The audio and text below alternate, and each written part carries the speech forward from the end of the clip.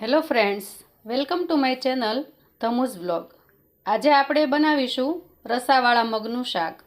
મગને આપણે ફણગાવીને કે કોરા મગનું શાક કે રસાવાળું શાક આમ ઘણી જુદી જુદી રીતે બનાવતા હોઈએ, પણ આજે આપણે જે રસાવાળું મગનું શાક બનાવવાના છીએ, આ શાક બનાવવાની રીત એકદમ સિમ્પલ છે, પણ એનો ટેસ્ટ ખૂબ જ જબરદસ્ત આવે છે. તો ચાલો બનાવીએ મગનું શાક.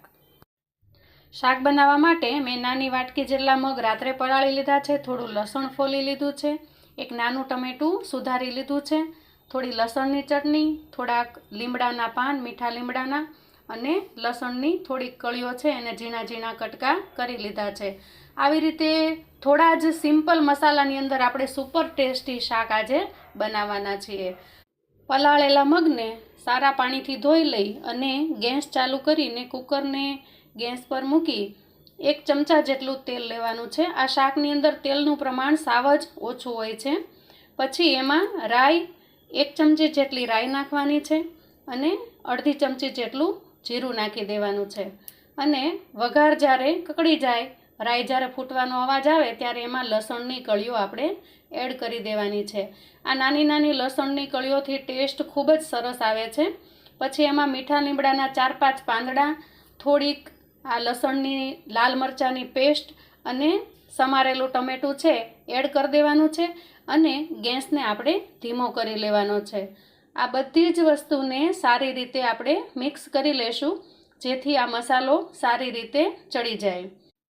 મસાલો સારી રીતે મિક્સ થઈ જાય પછી આપણે એમાં ધોયેલા જે મગ છે એને આપણે એડ કરીશું. આપણને ખ્યાલ છે કે મગ એ માંદા માણસને પણ ઊભા કરી દે છે, તો આ પ્રોટીનયુક્ત મગનું શાક છે એ અઠવાડિયામાં એકાદી વખત બનાવીએ તો ઘરનાને પ્રોટીનનો પણ પોષણ મળી રહે અને સાથે સાથે ટેસ્ટી પણ એટલું છે કે રોટલી પણ ઘટે એટલું સરસ ટેસ્ટમાં આપણને આ શાક લાગે છે. તો આવી રીતે આ જે મસાલો ચડી ગયો એની અંદર હવે આપણે મગ છે એ એડ કરી દઈએ. હવે આપણે આ મગ અને મસાલો એને સારી રીતે મિક્સ કરી લઈએ. બધી જ વસ્તુને સારી રીતે મિક્સ કરી લઈ અને પછી એના અંદર આપણે એડ કરીશું સ્વાદ પ્રમાણે મીઠું.